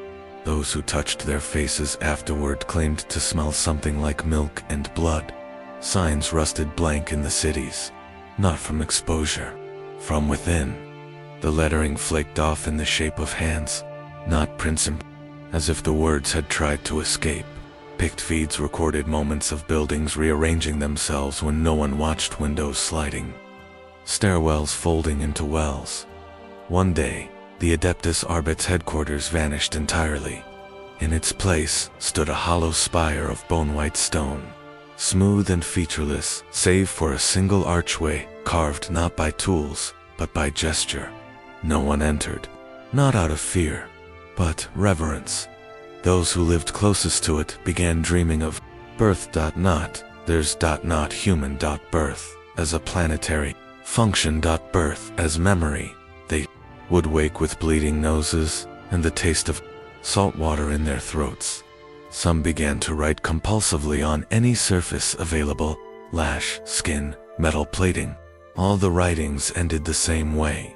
A single phrase repeating, "He is not dead. He is unfinished." No one remembered when the planet had last received orders from Segmentum Command. No one remembered the name of the No one could recall the date. Time slowed. Clocks lost their rhythm. Days grew long, nights longer. Some claimed the sun had begun to pause in the sky, hanging too long on the horizon before dragging itself across. Astronomers drew their own eyes out. They could no longer bear the sight of the wrong sky. Eventually, the remaining scribes stopped resisting. They erased their own ledgers, burned maps, whispered prayers to a name they did not speak aloud. No one enforced this. No one commanded it. It simply happened, now. When the few inbound ships arrive, they ask permission, not from command, but from the air. They descend quietly, without beacon, guided by instinct and warmth. When they disembark, they kneel, they place their palms to the ground, and whisper, "We are home," because there is no name left, only a presence. Only his cradle, and something still shifting beneath the crust, growing, bones. Shaping breath, remembering itself into being. The governor's palace had once been the proudest edifice on Carth, a brutalist slab of white ferrocrete, built not for beauty, but for permanence. It loomed above the capital's central square like a verdict rendered in stone. Its walls bore the etched sigils of 100 decrees, its gates the seal of the Imperium. Even when the fog came, even when the aquifers curdled and the hymns turned inward, the palace stood untouched until the writing began. At first, it appeared as a stain, a single damp smear across the western wall, low to the ground, roughly the height of a kneeling child. It was pale yellow, edged in green. The palace servant scrubbed it at once, but by morning it had returned, twice as large, shaped like a crooked spiral. The next day the spiral had unfurled into a crude glyph resembling an eye. By the end of the week, the entire base of the wall was crawling with script, not carved or painted, but grown lines of pus threads and mold fronds, twisting into letters. Linguists were summoned, adepts of the lexicon obscura. Each approached in respirator and sanctified gloves, cogitators strapped to their backs, ready to transcribe. They took samples and captured images. The glyphs shifted even as they watched, the strokes lengthening and curling in different directions like worms beneath skin. One adept claimed it was a dialect of Dark Tongue, known to cults of Nurgle, but rarely recorded. Another swore it was Low Gothic written backward through time. Both theories failed the next morning, when their notes dissolved into green sludge inside their cogitator. Drives. The writing spread inward. Corridors, once lined with statues of imperial saints, began to sweat black fluid. It dripped down marble plinths, pooling into letters on the floor. The letters linked, forming words, then sentences, then diagrams of shapes no one recognized, but everyone felt loops like organs, spirals like entrails, circles nested within circles like infected eyes. Guards refused to patrol those halls. One tried to cover the glyphs with ooze. The cloth rotted off his hands before he could finish. His fingerprints disappeared. In their place grew tiny ridges, spelling something he couldn't read. The governor ordered purges, flamers, acid, sanctified sand. The glyphs burned, screamed yes, screamed, the air trembling with high-pitched vibrations, but by dawn they had returned, arranged differently, more intricate. They climbed the walls like ivy, reaching upward toward the vaulted ceilings. Mold blossomed into pustules that burst in patterns of dots and lines. It was writing itself faster now, faster than the adepts could transcribe. Every attempt to photograph the glyphs resulted in blank screens or blurred images of open mouths. Every recording erased itself within hours, replaced by a single phrase scrolling endlessly. "We remember what you forgot." The palace staff began to whisper. They spoke of walls breathing at night, of letters rearranging themselves into faces that blinked. Some servants woke to find phrases written across their skin in raised welts, only to watch them fade when touched. Others began muttering words they had never learned, voices rough with mucus and sleep. None could repeat them after waking in the central audience chamber, where the governor had once received imperial envoys. The ceiling cracked. From the fissures dripped a translucent slime that hung in strands before touching the marble floor. Each strand trembled like a plucked string. When it struck the ground, it splattered into glyphs instantly, as if each drop carried a seed of language. The shapes crawled across the tiles, joining with others to form larger, more complex structures, until the entire floor became a shifting palimpsest of living text. The governor barricaded himself in his private sanctum with a squad of arbitrators. He refused audiences, refused communiques, refused to step foot outside. He drank only from sealed ration packs and slept sitting up with a laspistol in his lap. Even so, when he woke one morning, the walls of his chamber were covered in new glyphs, arranged in a perfect spiral around his bed. They glistened in the dim light like fresh wounds. He screamed orders for their removal. No one came. He tried to read them himself. The letters shifted, coiling into new patterns as his eyes moved.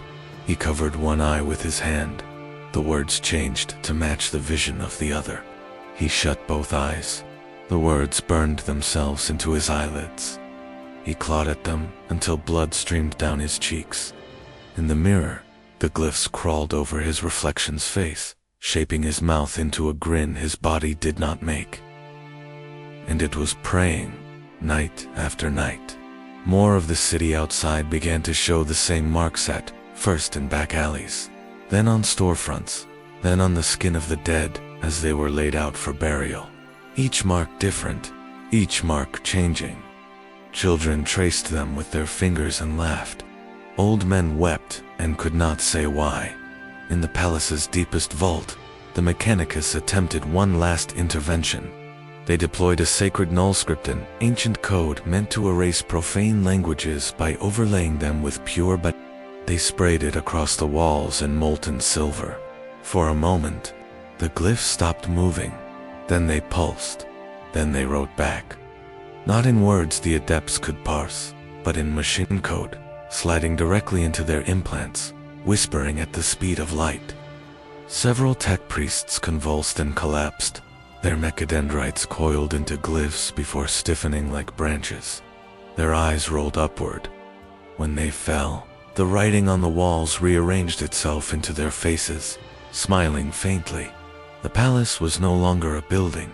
It was a script, a verse growing itself, one letter at a time, and each new glyph pulsed like a heartbeat by dawn.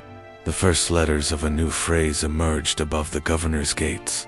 No, one could read it fully, but the first word was clear, welcome, by dusk. It had changed again, and again, and again. Some swore they heard the letters moving at night, rubbing against one another like insects, producing a faint sound, as if rehearsing a message no human was meant to hear until it was ready. The Pax did not wait for permission. It wrote itself. It would continue to write until the palace and the world spoke in one voice, not the emperors, not the plagues, something else, a language older than sickness, a language of becoming. And every reader was already part of its sentence. He descended from the sky like a verdict carved in gold. The gunmetal clouds parted around his grav chute, scattering the rain of spores that hung like pearls in the dead air. His armor burned with the radiance of the throne auramite panels engraved with litanies so old they had become pattern. Every line a prayer against impurity. Every seal a lock against the warp. His guardian spear hummed with restrained power, its blade haloed in static. He was a living embodiment of Terra's will, a custodian guard of the Emperor himself, dispatched under High Lord's decree to cleanse Carthan's sector with precision and finality. His name was unrecorded, as all custodians' names are to those beneath them, but to himself he bore it silently, a relic of pre-service days, a syllable shaped like a wound. He had killed demon princes and erased cult worlds without pause. His duty was not mercy, it was elimination. That duty had never faltered, until now. He landed in the ruins of the governor's palace. The glyphs shifted beneath his boots, but did not mar the auramite. Mold hissed and retreated. The walls' pus letters trembled like frightened creatures. His arrival should have burned the corruption from its root. His aura should have banished it. Instead, the writing bent toward him, curling like smoke toward a flame, as if seeking him. It pulsed once, twice, then stilled. He moved through the corridors silently. No servitors, no guards, only echoes of hymns sung backward. His armor's O-specs registered life signs and null readings in the same space, overlapping like a misprinted map. His spear guided him, tip glowing faintly as it aligned with invisible currents. He followed them deeper into the palace, every footstep clicking like a metronome against the shifting floor. He had expected horror. He had expected filth. He had expected heretics. Instead, he found a kind of order. The glyphs were not random. The bodies he passed were not strewn, but arranged, hands folded, faces tilted upward. They were not mutilated. They were posed. Even the dead servitor's cables were braided like strands of hair. Neat, deliberate, reverent, in the deepest vault, he found Sister Tereria. She knelt upon the stone, glowing faintly, eyes blank. Around her, the glyphs rose like cathedral walls. They did not move. They waited. Her lips parted, but no sound emerged. Yet within his helm, he heard her, not with ears, but with the memory of prayer. Not the Emperor's voice, but something parallel familiar in its cadence, intimate in its certainty. He should have struck her down. He should have driven the spear through her chest, cut the glyphs from the walls, burned the palace to ash. His orders were clear: purge. No compromise. No hesitation. He hesitated, not out of fear, out of recognition, because the melody humming at the edge of his hearing, the same melody curling in the glyphs, pulsing in the spore-laden air, was older than Carthan, older than any plague cult, older even than his service. It was a pattern he had heard once before, long ago, when he was still mortal. A prayer whispered to a god that did not answer. He stepped closer. Tyria raised her head. For a moment, their gazes locked, hers empty and glowing, his masked and hidden. In that moment, he saw not blasphemy, but reflection, not the Emperor's light, but a fragment of it refracted, bent through rot into something tender. His gauntlet trembled. The spear's blade dimmed, the glyphs brightened. They crawled up the walls, converging toward the ceiling until they formed a spiral above them both. The spiral pulsed once, and his armor's seals disengaged, not by his command, not by sabotage. They simply opened, as if the world itself were unbuckling him. A hiss of sanctified air escaped. He did not resist. He removed his helm. The air tasted of iron and honey, warm and damp. He smelled earth after rain, incense after a funeral, blood after birth. Memories surfaced that were not his trenches blooming, fog breathing, a supply ship exhaling. He felt his chest tighten, not in revulsion, but in recognition. His oath bond to the throne pulsed at the base of his skull, a microbrand flaring pain like a dying star. He should have resisted. He should have purged the thought, but the glyphs spoke without words, and their meaning burned deeper than duty. They were not calling for surrender.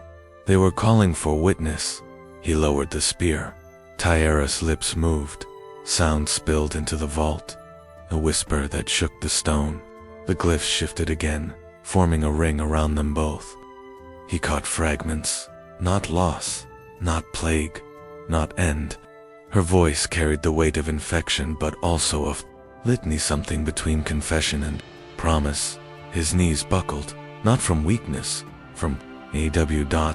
He remembered Terra's endless marble halls, the silent golden throne, the smell of oil and blood.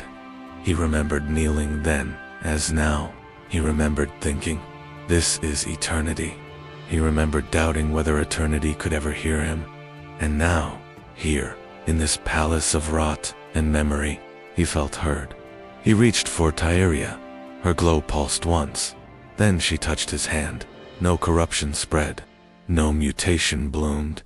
Only warmth. Only a steady, living heartbeat where there should have been none. He closed his eyes. For the first time in centuries, he prayed not the prescribed litanies of the custodes, but the forgotten prayer of his childhood, whispered into soil, unnamed and unacknowledged. He felt the glyphs pause, as if listening, and in that pause, something vast exhaled. It did not speak, it did not command, it simply was. He did not know how long he knelt there. When he opened his eyes, Tyria was gone. The glyphs remained, spelling nothing his mind could hold. His armor sealed itself again. His helm returned to his hand. His spear's blade rekindled. Orders still burned in his data slate. Purge. He stood, golden and silent. He turned to leave. He had not struck. He had not cleansed. The custodian guard walked out of the palace slowly, each step measured, as if the weight of the throne had shifted slightly on his back in his wake. The glyphs pulsed once softly, like a heartbeat, and in the vox channel buried deep in his helm, a voice not his own whispered, "You remember." He did not answer. He could not. But for the first time, the gold felt heavy. It began with heat, not the precise, regulated warmth of a functioning reactor core, but the stifling, wet temperature of a fever. The manufactorum of Varnic Prime, once the most stable forge node in the southern hemisphere, had always run hot. Vast machines breathed fire into adamantine. Servo arms flexed over conveyor belts, and sparks danced like prayers. For centuries, it had turned ore into purity seals, metal into wargear.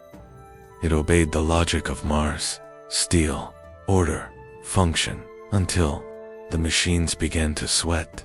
The air thickened with moisture condensation, not from coolant lines, but from the walls themselves. The plasteel frames, once bone dry and carbon black, began to glisten, not with oil, with fluid. Technicians tasted it once, out of curiosity. It was salty. Too salty, like blood cut with iron dot.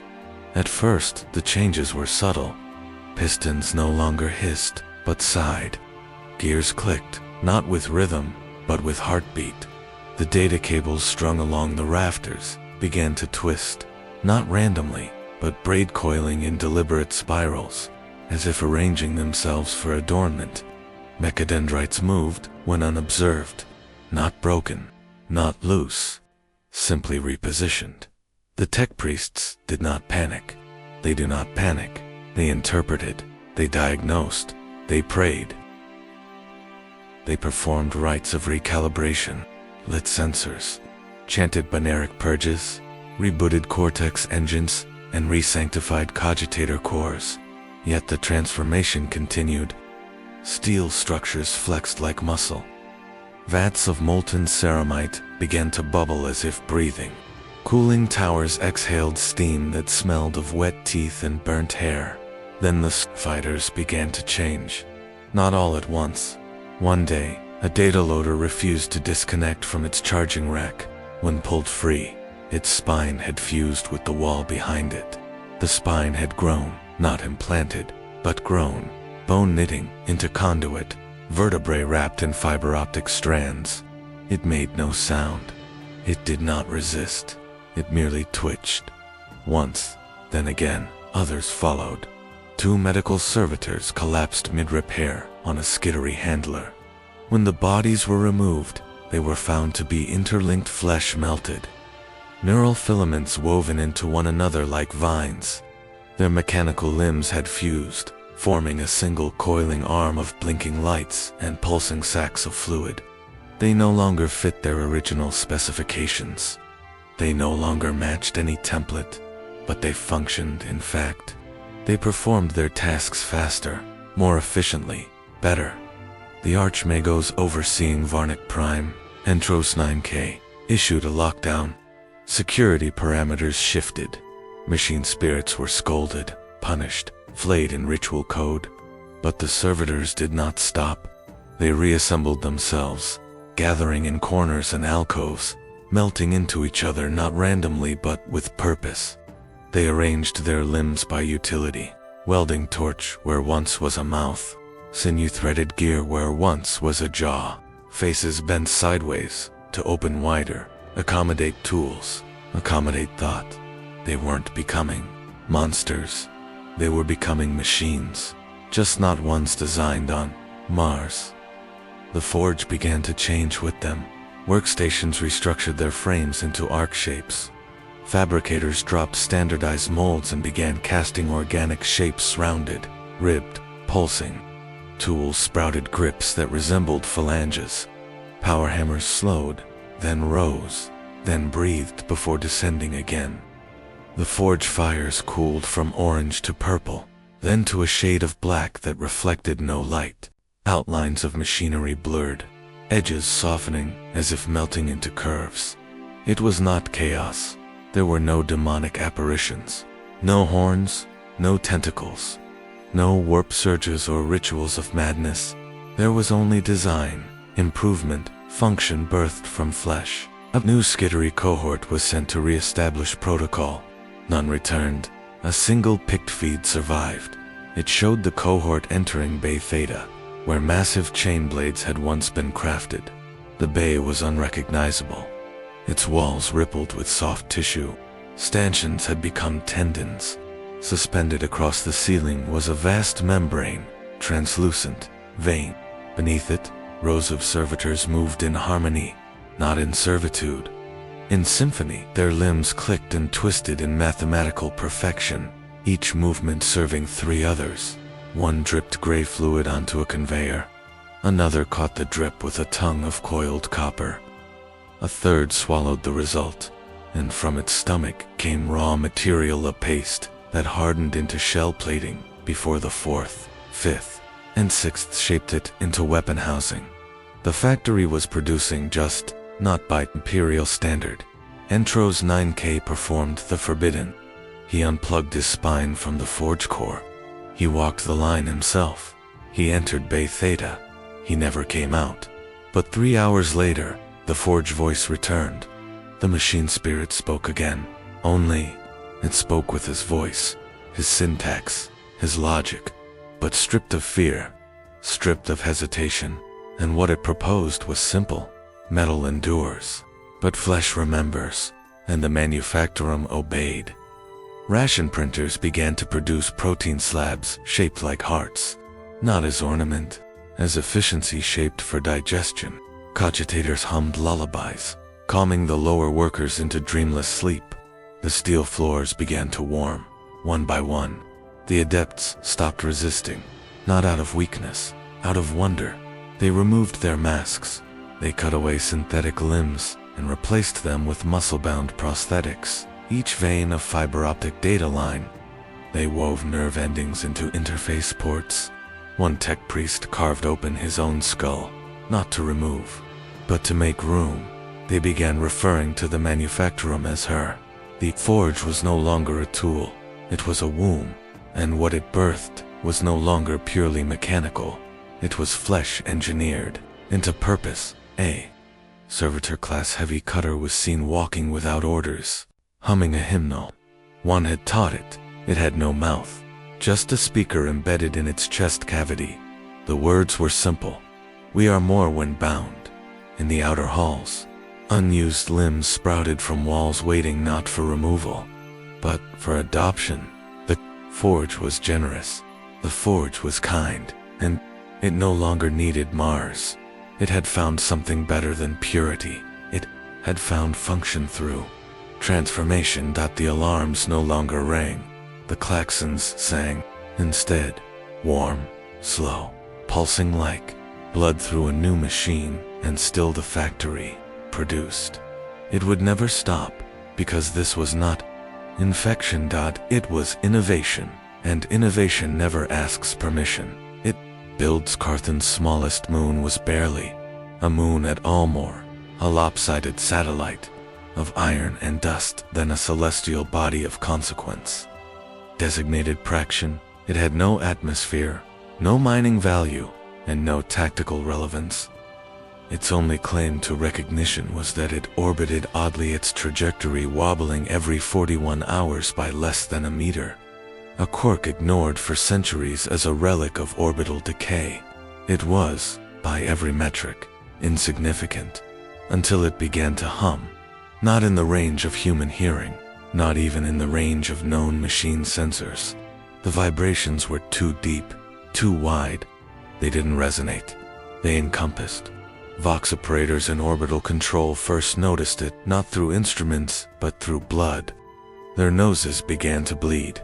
One lost consciousness mid-translation, slumped forward over her console with her jaw dislocated, humming a sound her throat had never learned.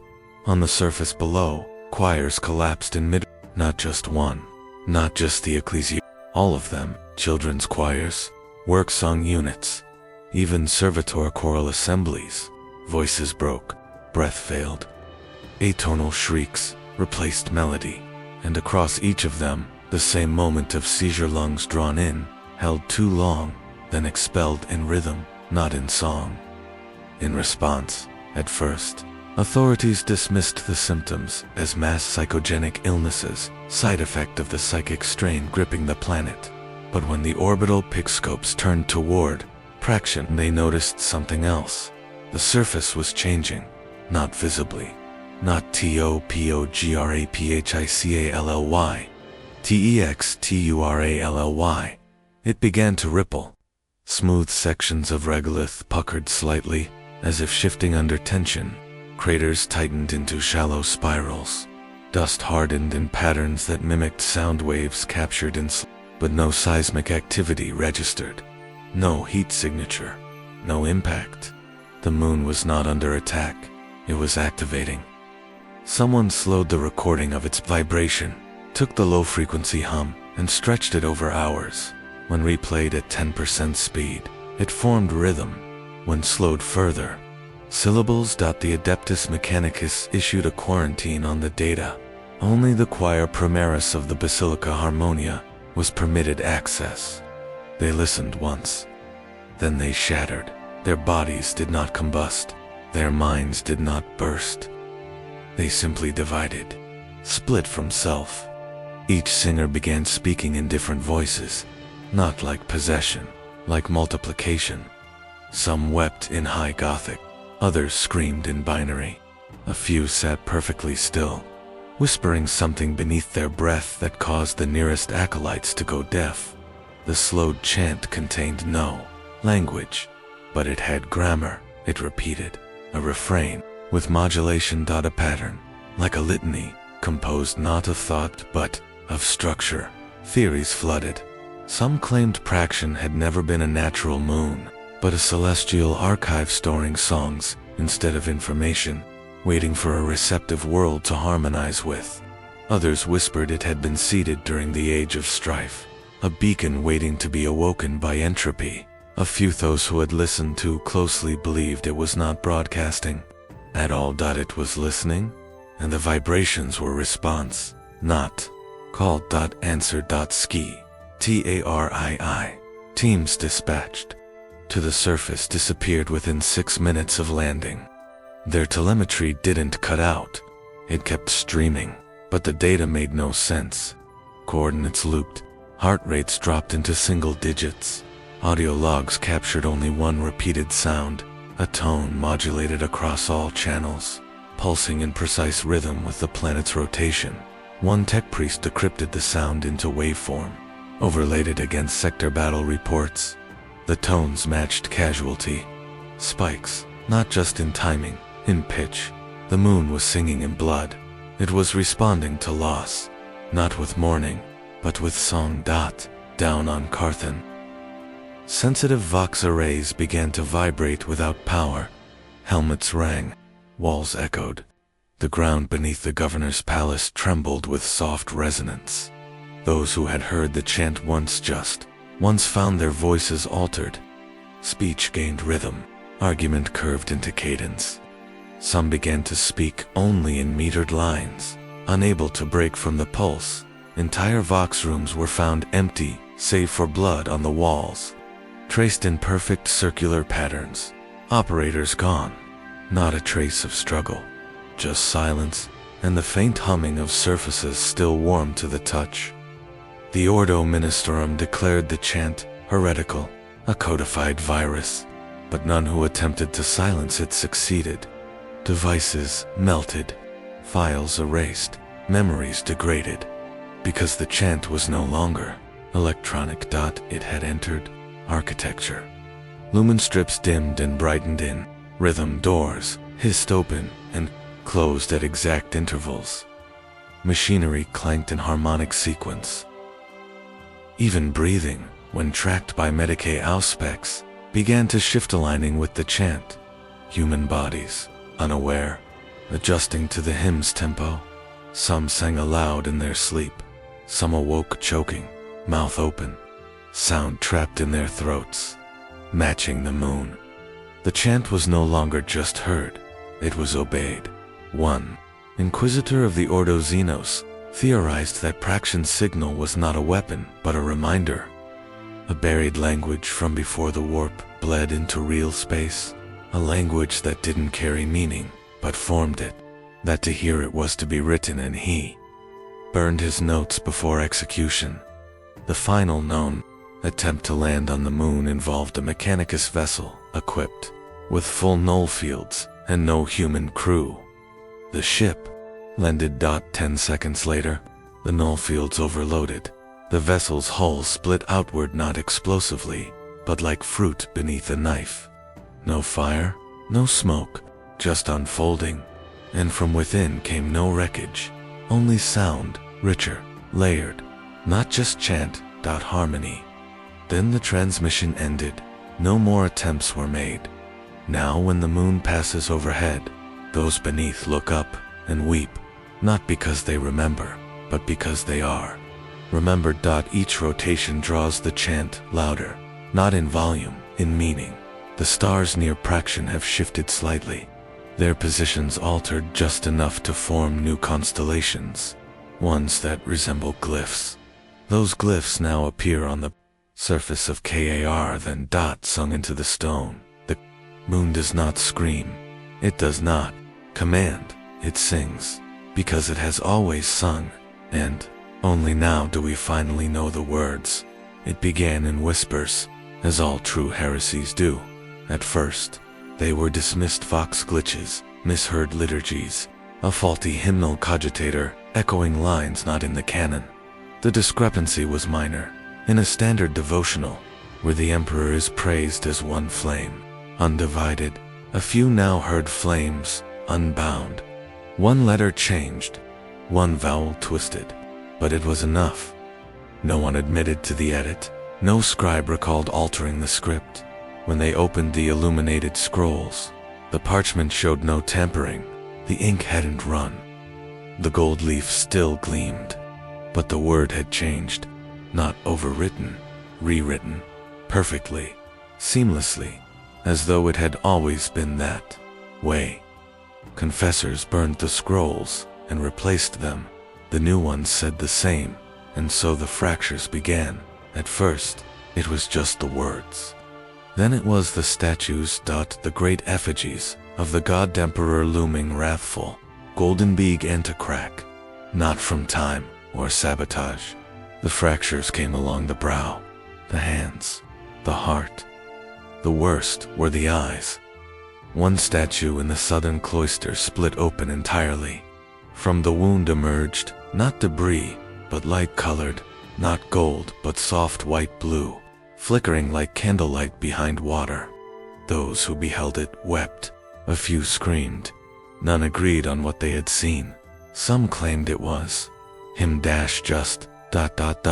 differently. Others refused to speak of it at all. The preachers began to stammer. They would start sermons in unity and end them in multiplicity voices, doubling syllables, slurring into harmony. Vox recordings confirmed the changes. They were speaking with more than one voice. Their mouths moved once, but the sound echoed in chorus. It was not possession. There were no warp fluctuations, no surge in demonic resonance, no psychic bleeding. But the sense of fracture deepened. Cathedrals once unified by a single Aquila began to bear new patterned symmetrical pairs, wings mirrored, not in balance, but in sequence. Some saw twin-headed icons begin to shift, one head looking ahead, the other tilting, ever so slightly, downward, not watching, listening. Reports of shared dreams increased, not dreams of angels or saints, but of him, the emperor, not on his throne, but walking, not as one man, but as many reflections walking beside one another in sync, slight variations in step, one younger, one older, one radiant, one decaying, all in golden robes, all silent. They never spoke, but their mouths moved in perfect time. When confessions were taken, the PS scanners shorted. The minds of the faithful glowed with harmonics, as if refracted through prisms too vast to grasp. One preacher slit his own throat mid-sermon, not in despair, but in ecstasy. His blood spilled onto the floor in perfect concentric rings. From the center, his final words echoed across the vox. He never spoke alone. The ecclesiarchy issued emergency doctrine revisions. Heretical texts were destroyed, dissenters executed, but the pattern did not stop. The fracture did not widen, it duplicated. In Sector Cordis, 5 priests awoke simultaneously with identical visions. None had spoken to each other. None had prayed together. But all of them described the same thing: care of emperors, arrayed like mirrors. Each held a different sword. Each bore a different wound. All looked outward at a galaxy not to command but to understand. They were not proud. They were not wrathful. They were many. An Ordo Hereticus, inquisitor named Travic, declared this divergence blasphemy of the highest order. He lasted 3 days. On the 4th, he entered his own cathedral and bowed to a statue whose face had changed. He kissed its feet. He did not rise again. The congregation followed him. No order was given. It was instinct. Even the servitors paused, not by mechanical fault, but by recognition. The fractured emperor became a pattern not of rebellion, but of reinterpretation, not of opposition, but of expansion. His image did not distort. It multiplied. In one city, a full battalion of Astra Militarum dropped there, weapons mid-ration, and began humming a single low note, not in unison, in harmony. Every voice different, every part contributing to a whole. When questioned, they said nothing, only smiled. Some called it infection, others prophecy, but no vector was found, no plague, no rot, no code. Only faith blooming in strange directions. Some saw him with insect wings, others with many arms, each holding a different relic. Some saw his head split in three, one face stern, one grieving, one laughing, and still they knelt, not in doubt, in awe, because the light still burned, the protection still held, the miracles still occurred, only. The prayers changed, and when those prayers ended, they no longer said in his name, they said in their knowing. And for some, the warp stayed quiet. For some, the dreams grew warmer. For some, the silence that followed felt like permission. Not every mind accepted this. Some screamed at the changes, imploded from within, cried that it was chaos, and perhaps it was, but not in the way of demons and madness, in the way of evolution, of belief adapting to what belief could no longer ignore, because the Emperor, fractured or whole, had always been more than one thing: warrior, corpse, god, weapon, idea. And on Carthon, they finally saw it, the multiplicity, the choir, the truth that was not singular, but synchronized. Blasphemy, perhaps, but blasphemy is only a future belief, not yet canonized, and the walls of the cathedrals still stand, the hymns still echo, but now they echo back. When the final barge of the Death Guard entered low atmosphere, its hull bleeding rust like marrow, no alarms rang, no void shields activated. The defense grid didn't lock on. The planetary cannon stood cold. Even the shrill hum of proximity warnings, standard for any unplanned descent, remained absent, as if the world itself refused to acknowledge an enemy. No, not refused, welcomed. The land was silent, but not still. The streets of Carthon's capital were filled, citizens arrayed along the walkways in silent rows, heads bowed, hands held together not in prayer, but in offering. Children clutched garlands of withered ivy, elders bore urns of soil carried from plague-touched graves. No one ran, no one screamed, some wept, all smiled. The first boots touched down in the garden district. The asphalt cracked beneath pus-lick treads. The air rippled with the arrival of rot, and yet the people pressed forward, not in mob, but in procession. A man stepped forward, once a preacher of the Emperor's word, now robed in mildew and wax. He kissed the toe of the champion's boot, not forced, not compelled. "Thank you," he whispered. The Death Guard, unaccustomed to anything but screams and gunfire, hesitated. One Plague Marine raised his blight launcher in reflex, but the crowd did not scatter. They knelt. It spread from the capital outward, town by town, hive by hive. Carthon opened itself, not like a battlefield, but like a cathedral. Atma purifiers were dismantled by volunteers. Water treatment centers were shut down by their own workers. People dug up graves, scattered the bones, planted seeds soaked in infected blood. They bathed in runoff. They drank from the filth. They sang in the voice of their sickness, but they were not possessed. No warp signature rose. No demon manifested. They remained entirely themselves, just ... REORIENTED. The Playcaster known as Gelmaith. The groaned attempted communion with the planet's warped ether. He expected resistance, static, the Emperor's last flickers. Instead, he heard only one sound: welcome, not from the warp, from the stone. It was the world itself, not a demon world, not a corrupted forge, a planet in gratitude. On the third day, Governor Halus, a man thought lost during the initial outbreak, appeared on the steps of his palace. He wore no armor, no ceremonial crest, just a robe of stitched flesh, smiling as he opened his arms to the sky. "You healed us," he said. The Voxcasters captured the transmission. It repeated across every channel. "We were broken by order, starved by purity, crushed by silence. But you brought us music. You brought us growth." No battle followed. No resistance unfolded. The Death Guard did not need to fire a shot. Instead, they marched through roads cleansed of structure, through districts where bureaucracy had been peeled back like scabs, where former administratum scribes now wrote hymns and blood on walls of collapsed munitorum buildings. Children followed them, not in chains, in reverence. Still, they obeyed. But when he wrote now, the parchment flowered when he walked. Footprints steamed with decay.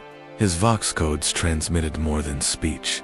They transmitted longing. Eventually, the brass came, not the enemy, the visitors. 3 Plague Marines, towering and silent, entered his command compound without resistance. One of them held a censer that wept tears of pus. Another carried a book whose pages bled. The third held nothing. Hark stood before them, spine straight. He saluted. Then he extended his hands, palms up, open. "I am ready." But the third Marine shook his head. "You are late." Hark fell to his knees, not in despair, in shame, because he had tried too long to resist, and in doing so, had slowed the bloom. The Plague Marine touched his forehead, not a blow, a blessing. Hark convulsed once, then stilled. His eyes rolled upward, white and flickering. His mouth opened. He sang no words, just vibration. It echoed through the compound, through Vox relays, through the ground. Soldiers dropped their weapons and wept, because they understood he had not led them. He had followed, and now the general was gone. In his place bloomed the voice of delay, a choir in one body, preaching the cost of hesitation. Every seal on his armor grew thorns. Every ribbon turned to rot. He marched, slowly, into the mists. And behind him, the flowers began to march too. No declaration marked the end. No flag was lowered. No order was signed. The sector simply stopped resisting. Cities did not fall. They leaned. Machines did not break. They sighed. Flesh did not die. It softened. Across the poisoned miles of Carthan, the war was no longer war. It was weather. A slow, wet pressure in the lungs of planets. The Death Guard did not conquer. They arrived, and their presence was enough. In the final hive sprawl, still clinging to Imperium protocols, a scribal overseer awoke to find his bunk had grown roots. They pulsed gently against his back, not restraining, only holding. His breath tasted of copper and honey. He wept for 3 hours without knowing why. He filed no report. The data slate in his office had grown barnacles. On the southern pole, an orbital elevator still ran. It ferried no personnel, only mold. It ascended and descended in rhythm, a lung of steel and plague breath. Its servitors had ceased all speech. Instead, they prayed. They chanted the names of forgotten diseases and sang oaths of endurance in binary dot in the mountains. The survivors of the 89th Penal Legion no longer fought. They had learned stillness. They had learned gratitude. They carved their own bones into idols and placed them in circles. Not one tried to flee. The plague never demanded belief, only acknowledgement. By now, the air itself was rich, not toxic, generous. It thickened around the lungs, warmed the joints, silenced the panic of heartbeat. Coughing ceased, because coughing was resistance, and there was nothing left to resist. The sky turned the color of bruised fruit. Stars dimmed, not out of distance but reverence, because something was watching, something that had waited, and it had been so patient. A small girl walked through the ruins of the Cathedral Primaris. She had no name anymore. Her records had been devoured by data, but she remembered songs. She sang them, even when her throat should have blistered. Her breath came in harmonics. Carrion birds followed her, not as predators but as choir. Every step she took left mushrooms behind, but they bloomed only in her absence, as if shy. She smiled often. She was never taught to fear rot. In orbit, the remnants of an Adeptus Mechanicus outpost continued broadcasting a warning. Plague class exceeded containment. Immediate exterminatus recommended. The loot played on silent channels for 60 days before the station flowered. Literally. From its spine erupted a fungal mass so immense it reached into low orbit, a tether of spores and wisdom. Pilots who flew near it heard voices in their heads, reminding them of lost loves and kind betrayals. None dared fire. There was no virus to name, no genome to map, no identifiable pathogen, because the gift was not disease, it was relevance. It made you matter. Every cough was a chorus, every lesion a litany. It never punished, only replaced, and by the time you understood that, you had already been embraced. The Death Guard marched only where they were needed, not for conquest, for completion, in one final act. They arrived at Carthan's capital, though no defenders remained. Its gates were open, its statues already weeping rust.